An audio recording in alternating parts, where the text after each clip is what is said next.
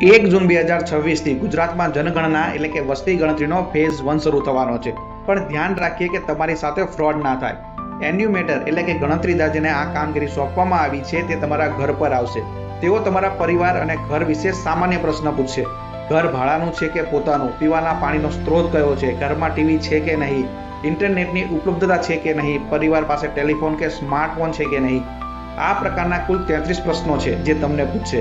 પણ એક પણ પ્રશ્ન તમારી આવક, બેંક ડિટેલ, પાન કાર્ડ કે આધાર કાર્ડને લગતા પૂછશે નહીં. જો કોઈ તમને તમારી બેંકની વિગતો, આધાર અને પાન કાર્ડની ડિટેલ, કોઈ પણ પ્રકારના ઓટીપી કે પાસવર્ડ માંગે તો આપવા નહીં. અને જો તમે તેને આ ડિટેલ આપશો તો તમને એપ ડાઉનલોડ કરવાનું કહેશે અથવા તો તમને લિંક ઓપન કરાવશે અને વેરીફાઈ કરવાના બહાને તમારા ફોનનું એક્સેસ લઈ લેશે અને ગણતરીના કલાકોમાં જ તમારી સાથે ફ્રોડ થઈ જશે. જો કોઈ પણ વ્યક્તિ તમારા ઘર પર આવીને વસ્તી ગણતરીના નામે આ ડિટેલ માંગે તો આપવી નહીં.